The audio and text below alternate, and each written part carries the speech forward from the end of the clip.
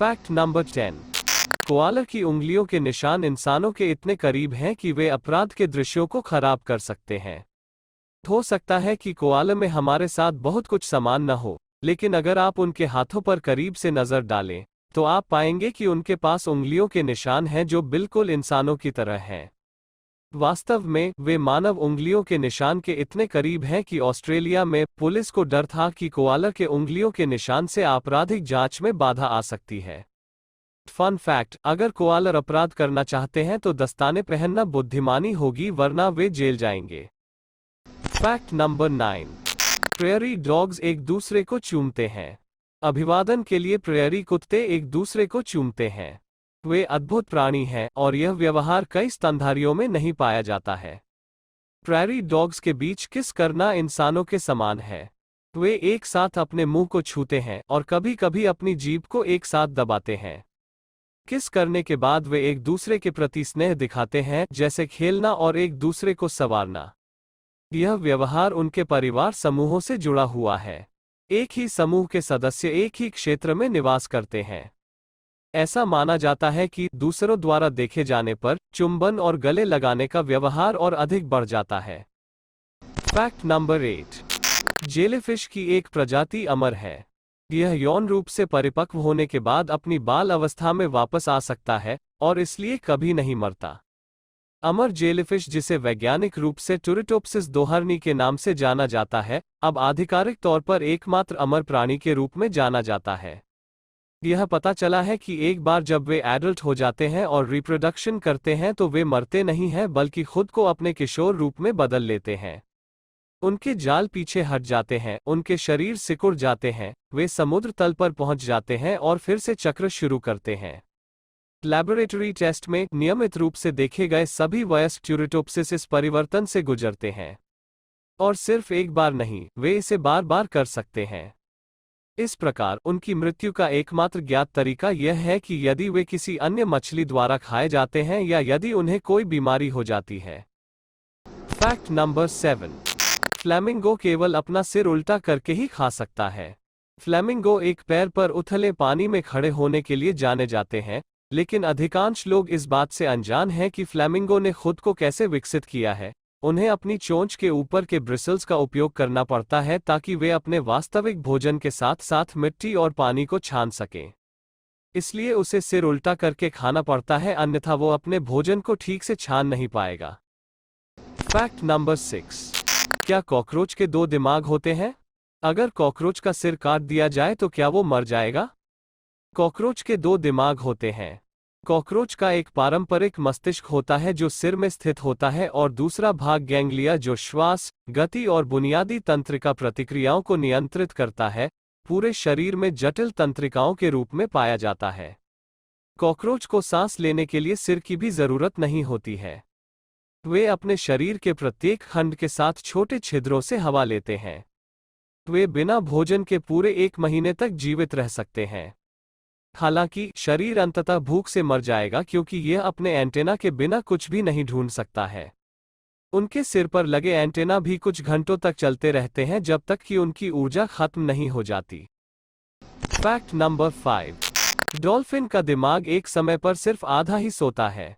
हालांकि वे समुद्र में रहते हैं, डॉल्फिन स्तनधारी हैं और असाधारण रूप से लंबे समय तक अपनी सांस रोक सकते हैं, लेकिन उन्हें समय समय पर हवा के लिए ऊपर आना पड़ता है। यही कारण है कि एक डॉल्फिन का मस्तिष्क कभी भी पूरी तरह से नहीं सो सकता है, क्योंकि उसे कभी कभी सतह पर जाने और सांस लेने के लिए पर्याप्त नियंत्रण बनाए रखने की आवश्यकता होती है। साथ ही सोते समय डॉल्फिन की एक आंख भी हमेशा खुली होती है। Fact number 4। बड़ी बिल्लियां केवल मनुष्यों के लिए म्याऊं करती हैं। लेकिन बड़ी बिल्लियां केवल मनुष्यों पर ही म्याऊं क्यों करती हैं? बिल्ली के बच्चे अपनी मां को यह बताने के लिए म्याऊं करते हैं कि वे ठंडे या भूखे हैं, लेकिन एक बार जब वे थोड़े बड़े हो जाते हैं तो बिल्लियां अब अन्य बिल्लियों के लिए म्याऊं नहीं करती हैं। लेकिन वे जीवन भर लोगों को म्याऊं करना जारी रखते हैं, शायद इसलिए कि म्याऊं करने से लोग वो कर पाते हैं जो बिल्ली चाहती है। सिर्फ इसलिए कि बिल्लियां एक दूसरे पर म्याऊं नहीं करती हैं, इसका मतलब यह नहीं है कि वे एक दूसरे के साथ संवाद नहीं करती हैं। मनुष्यों से अलग रहने वाली बड़ी बिल्लियां एक दूसरे के साथ बहुत स्पष्ट संवाद करती हैं। बिल्ली की भाषा ज्यादातर गंध, फेशियल एक्सप्रेशन, बॉडी लैंग्वेज और स्पर्श के माध्यम से बोली जाती है। बिल्लियों को विशेष रूप से मनुष्यों पर म्याऊं करने का कारण यह है कि बिल्ली भाषा लोगों पर काम नहीं करती है। म्याऊं के विपरीत बड़ी बिल्लियां एक दूसरे पर याउल करती हैं, विशेष रूप से प्रजनन के मौसम के दौरान एक साथी को खोजने के लिए। Fact number 3। तितलियां अपने पैरों से खाने का स्वाद लेती हैं।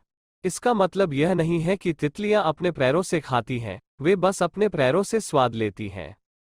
तितलियों के पैरों में स्वाद सेंसर होते हैं जो मानव स्वाद कलियों की तुलना में 200 गुना अधिक शक्तिशाली होते हैं। एक पत्ते पर खड़े होकर वे इन सेंसर्स का उपयोग यह देखने के लिए करते हैं कि उनके कैटरपिलर इसे खा सकते हैं या नहीं। एक इंसान के लिए जिसकी खाने और स्वाद की क्षमता मुंह से आती है, यह कुछ हद तक रहस्यमय लग सकता है। ऐसा इसलिए है क्योंकि हमारी स्वाद कलिकाएं हमारी जीभ पर स्थित होती हैं, साथ ही हमारी नाक में अतिरिक्त सेंसर होते हैं जो हमारे भोजन के बारे में अधिक डेटा एकत्र करने में मदद करते हैं। हालांकि तितलियों के लिए चीजें बहुत अलग हैं। वे अपने सूंड से खाते हैं, जो वास्तव में उनका मुंह है। यह एक लंबी पतली नली होती है जिसका उपयोग वे अपना भोजन चूसने के लिए करते हैं। हमारी तरह तितलियों की न तो जीभ होती है और न ही दांत। सौभाग्य से उनका भोजन नेक्टर एक तरल रूप में आता है और इसलिए चबाने की आवश्यकता के बिना घोला जा सकता है। Fact number 2। हमिंगबर्ड एकमात्र ऐसे पक्षी हैं जो पीछे की ओर भी उड़ सकते हैं। पक्षियों की केवल एक ही प्रजाति है जो पीछे की ओर उड़ने में सक्षम है, और वह है हमिंगबर्ड। कुछ पक्षी प्रजातियां वास्तव में पीछे की ओर उड़ती हैं, लेकिन केवल 1 या 2 सेकंड के लिए पीछे की ओर उड़ने में सक्षम होती हैं, और उनमें से अधिकांश हवा की मदद के बिना पीछे की ओर नहीं उड़ सकते। लेकिन केवल हमिंगबर्ड ही हवा पर निर्भर हुए बिना काफी समय तक पीछे की ओर उड़ सकते हैं।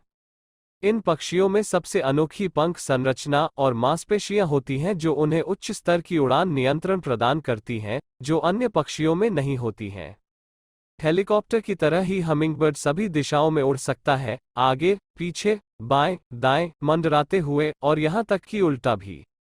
उनके पंख 8 नंबर के आकार में चलते हैं, जो उन्हें सबसे अनोखा बनाता है। और चाहे उनके पंख गीले हो या सूखे, वे उड़ने में सक्षम हैं। उनके पंख इतनी तेजी से धड़कते हैं कि वे हमिंग आवाज करते हैं, जिससे पक्षी को अपना नाम हमिंगबर्ड मिला। यदि आपने कभी हमिंगबर्ड को उड़ते हुए देखा है, तो आप जानते होंगे कि वे काफी कलाबाज होते हैं। Fact number 1। हाथियों के पास एक विशेष अलार्म ध्वनि होती है जिसका अर्थ है मनुष्य भागो। हाथी बुद्धिमान होते हैं, इसलिए वे जानते हैं कि इंसान खतरनाक हो सकते हैं। शोधकर्ताओं ने ऑडियो प्रयोगों की एक श्रृंखला को अंजाम दिया जिसमें उत्तरी केन्या के स्थानीय आदिवासी ट्राइब संबूरू की आवाजों की रिकॉर्डिंग तब शुरू की गई जब हाथी आराम कर रहे थे। हाथियों ने तेजी से प्रतिक्रिया दी, अधिक सतर्क हो गए और एक विशिष्ट कम गड़गड़ाहट का उत्सर्जन करते हुए ध्वनि से दूर भाग गए। गड़गड़ाहट रिकॉर्ड की गई और इसे हाथियों के एक अलग समूह के लिए चलाया गया, और वे भी भाग गए।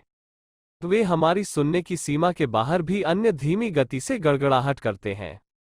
इन इंफ्रासोनिक कॉलों का उपयोग अक्सर एक दूसरे को खतरे के प्रति सचेत करने के लिए किया जाता है। वे खतरे के स्तर के अनुसार विभिन्न ध्वनियों का प्रयोग करते हैं। दोस्तों, मुझे उम्मीद है कि आपको ये फैक्ट्स पसंद आए होंगे। कृपया इस वीडियो को लाइक और शेयर करें, और इस तरह के और भी कंटेंट के लिए चैनल को सब्सक्राइब करें। धन्यवाद और जल्द ही मिलते हैं अगले वीडियो में।